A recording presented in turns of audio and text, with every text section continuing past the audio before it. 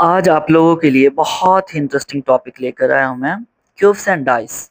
इससे एग्जाम में क्वेश्चंस आते ही आते हैं और इन क्वेश्चंस को करने के लिए बस आपको चाहिए 5 से 10 सेकंड का टाइम।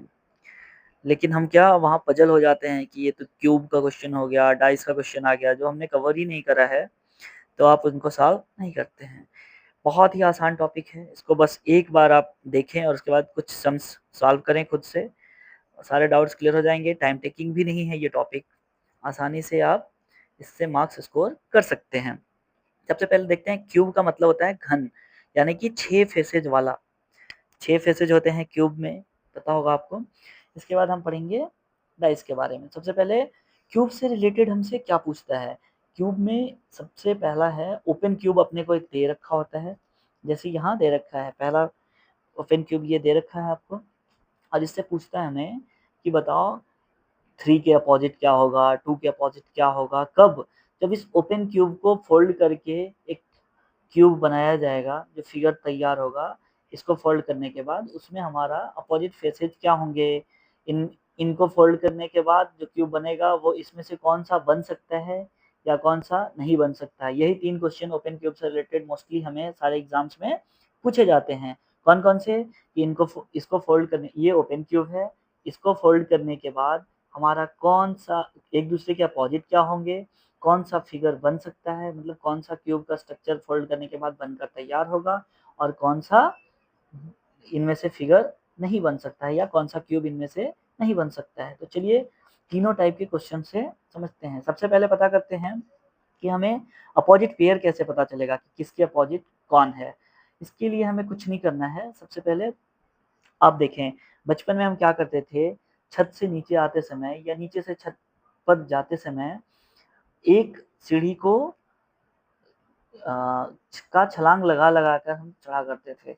जैसे एक अगर हम नीचे से छत पे जा रहे हैं तो एक सीढ़ी को छोड़ेंगे, फिर सीधा उस पे स्टेप रखते थे, फिर एक सीढ़ी को छोड़ेंगे, फिर अगले पे स्टेप रखते थे, या नीचे आते समय भी।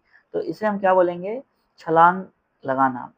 मतलब एक स्टेप को छोड़ के हमें क्या मिल जाएगा? अपोजिट नंबर मिल जाएगा। ओपन क्यूब को जब फोल्ड किया जाएगा तो हमें 2 के अपोजिट क्या मिलेगा? एक स्टेप छोड़ दिया हमने तो 2 के अपोजिट क्या मिलेगा? 4। सिमिलरली 3 के अपोजिट क्या मिलेगा? 5। और ये जो बाहर-बाहर वाले हैं, ओपन क्यूब में जो बाहर-बाहर वाले हैं वो एक दूसरे के अपोजिट ही होते हैं, ये आपको याद रखना है। अब इसके बाद इसमें हमें अपोजिट पेयर पता करना हो तो सबसे पहले हम देखेंगे कि बाहर-बाहर वाले कौन से। एक छलांग लगाया हमने, एक छलांग लगाया तो 1 से हम कहाँ पहुँच गए? 3 पे। 4 पे छलांग लगाया या 6 से 1 छलांग लगाया तो कहाँ पहुँचेंगे हम? 6 से छलांग लगाया तो कहाँ पहुँचेंगे? 4 पे। तो 1 का उल्टा हो गया, अपोजिट हो गया 3, 4 का उल्टा कौन-सा फोल्ड करने के बाद जो क्यूब बनेगा उसमें मिलेगा हमें 6, और 2 के उल्टा 2, देखो 2 ये इधर बाहर है, 5 इधर बाहर है। यहाँ इस वाले में देखेंगे तो एक छलांग लगाएँगे, 1 के उल्टा कौन मिल जाएगा? 5, 2 का उल्टा मिल जाएगा 4, वैसे ही। अब हम इसको इसके बाद दूसरा हमने क्या टाइप बताया था? अपोजिट पेयर पता करना हमने सीख लिया। इसके बाद हमने बोला कि दूसरा क्वेश्चन पूछा जाएगा कि from the given options which figure can be found by folding the figure given in the. जो ये ओपन क्यूब दे रखा है अपने को, जो ये ओपन क्यूब दे रखा है, इसको फोल्ड करके जो क्यूब बनेगा वो उस क्वेश्चन फोल्ड करने के बाद जो बनेगा वो इसमें से कौन से वाला रिलेशन होल्ड कर रहा होगा, मतलब कौन सा उस फिगर का पार्ट होगा। जैसे 6 फेसेज होंगे तो 3 कौन से सही हैं। हम सबसे पहले क्या करेंगे? इनके अपोजिट निकालेंगे। अपोजिट लेटर एक दूसरे के, तो ए के अपोजिट कौन पड़ेगा? डी फेस पड़ेगा, बी का अपोजिट एन ई पड़ेगा, और एन का अपोजिट ओ पड़ेगा। अब चूंकि हमें पता चल गया कि ए डी का अपोजिट है, बी ई का अपोजिट है, और एन ओ का अपोजिट है, तो ये कभी भी पासे के अपोजिट फेसेज ही होंगे, उसके एडजेसेंट नहीं हो सकते हैं, उसके पास वाले नहीं हो सकते हैं। लेकिन यहाँ जो पहला ऑप्शन है इसमें देखो आप दे रखा है ए का एडजेसेंट कौन है? डी।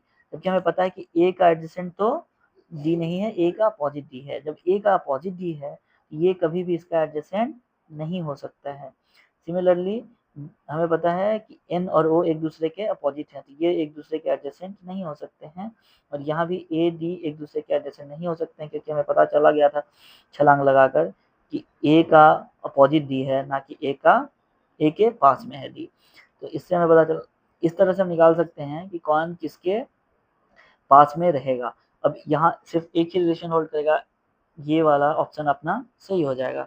इसके बाद तीसरा टाइप था क्या, ओपन क्यूब में, which of the following cube in the answer figure can not be messed based on the unfolded question in the given figure. इनमें इस फिगर को, ये अनफोल्डेड फिगर है, फोल्ड करने के बाद जो क्यूब बनेगा उसमें इसमें से कौन सा फिगर नहीं बन सकता है। हमने क्या पढ़ा था कि एक के बाद एक को छलांग लगाना है, इसको हमने छोड़ा, इसके अपोजिट कौन पड़ेगा, ये, इसके अपोजिट कौन पड़ेगा, ये, यानी कि इसके एडजेसेंट कभी भी ये नहीं होना चाहिए, इसके एडजेसेंट या इसके एडजेसेंट कभी भी ये नहीं होना चाहिए। लेकिन बी ऑप्शन में हमें दिख रहा है कि इसके एडजेसेंट, ये दोनों एक दूसरे के एडजेसेंट दे रखे हैं, क्योंकि लेकिन हमें छलांग टेक्निक से पता चल गया था कि ये एक दूसरे के अपोजिट हैं। तो और इसलिए हमें पता चल गया कि ये वाला फिगर तो बन ही नहीं सकता। इसके बाद हम पढ़ेंगे अब डाइस के बारे में। तो डाइस में सबसे मेन क्या है, देखिए डाइस दो तरह का है, स्टैंडर्ड और ऑर्डिनरी। स्टैंडर्ड कौन सा वाला, जो हम लूडो खेलते समय यूज करते हैं, जिसमें sum of number on opposite faces is 7। अगर जैसे ही स्टैंडर्ड डाइस का क्वेश्चन दिया है, वैसे तो देगा नहीं क्वेश्चन, स्टैंडर्ड डाइस से रिलेटेड नहीं देता है जनरली, लेकिन अगर आपने क्वेश्चन पाया स्टैंडर्ड डाइस से रिलेटेड एग्जाम में, आपको क्या करना है, अगर पूछा गया कि 2 का अपोजिट कौन होगा, तो आपको एग्जैक्टली बता देना है 5, सम करके 7 आता है उनका अपोजिट नंबर्स का। तो हमसे क्वेश्चन किस किस पे बनता है, ऑर्डिनरी डाइस से रिलेटेड। ऑर्डिनरी डाइस से रिलेटेड क्वेश्चंस क्यों बनते हैं, क्योंकि इनमें अपोजिट फेसेस पे कोई भी नंबर आ सकता है, any face can be opposite to each other. अब इनमें कैसे क्वेश्चंस बनते हैं कि दे रखा होगा जो दो डाइस के बारे, दो डाइस, तीन डाइस, चार डाइस, कितना भी दे रखा हो, उनमें क्या है, एक फेस को कॉमन रखेगा सेम पोजीशन पे, या दो फेसेस को दो पोजीशन पे कॉमन रखकर क्वेश्चन पूछा जाता है। जैसे ए टाइप है अपना कि एक दोनों जो दोनों डाइस के फिगर दिए हैं, और ऑर्डिनरी डाइस के जो दोनों हमारे पास इंफॉर्मेशन में दी है क्वेश्चन, उसमें दे रखा है कि 1 इसके बाजू में 3, इसके बाजू में 5, 1 2 6। अब हमें पूछा कुछ भी निकालना हो कि किसके अपोजिट कौन होगा, तो हमें क्या करना है, जो कॉमन नंबर है उसको पकड़कर क्लॉकवाइज घूम जाओ। सिर्फ अगर एक ही नंबर हमारा, एक ही फेस जो है वो सेम है, तो सेम नंबर या सेम फिगर, सेम ड्राइंग कुछ भी दे रखा है, अगर एक ही फेस पे दे रखा है, जैसे कि इसमें इस वाले फेस पे और इस वाले फेस पे एक, दोनों में एक ही फेस पर हमारा कॉमन नंबर है, तो इस वहां से स्टार्ट करेंगे, इसको पकड़कर क्लॉकवाइज घूम जाना है। 1 के बाद इधर क्या आएगा 3, इधर 1 के बाद क्या आ रहा है 2, तो 3 का अपोजिट क्या हो जाएगा 2। सिमिलरली फिर से क्लॉकवाइज टर्न किया, हमें क्या मिला 5, फिर यहाँ का क्या मिला 5, 5 का उल्टा 6।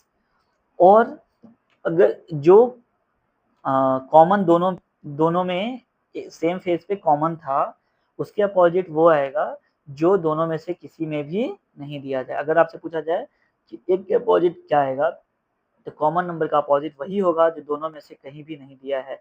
जैसे हमारा कवर हो गया 1 2 3 5 6, लेकिन 4 नहीं आया, तो 1 का अपोजिट क्या हो जाएगा 4।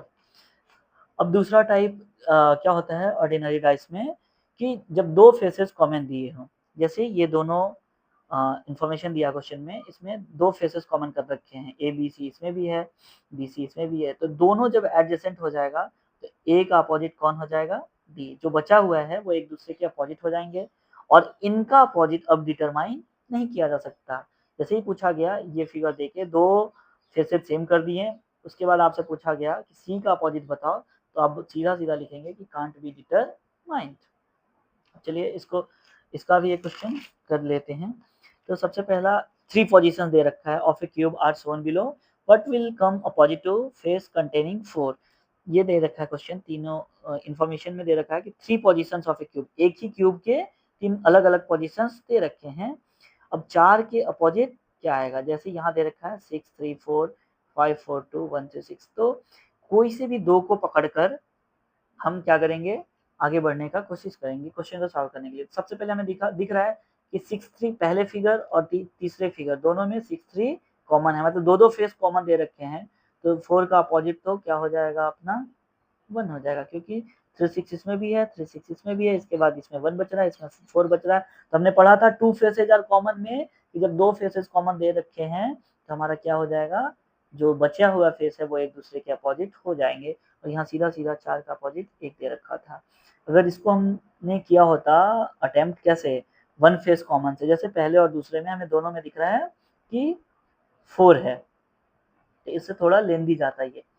4 दोनों में कॉमन था तो 4 का ही अपोजिट ढूंढना था, तो इसमें दिख रहा है कि 4 दोनों में कॉमन है और इसी का अपोजिट ढूंढना है, तो उसके लिए हमने क्या पढ़ा था कि जो किसी में नहीं है सेम फेस वाला कहाँ मिलेगा, जो किसी में कवर नहीं हुआ है, यानी कि 2 cover, 3 cover, 4 cover, 5 cover, 6 cover, लेकिन 1 अपना कवर नहीं हुआ था, तो 4 का अपोजिट क्या हो जाएगा, उस मेथड से भी अपना 1 ही निकल कर आएगा। तो ऐसे क्वेश्चंस करेंगे इनका हम, और बाकी कंटिन्यू करेंगे आगे दूसरा टॉपिक।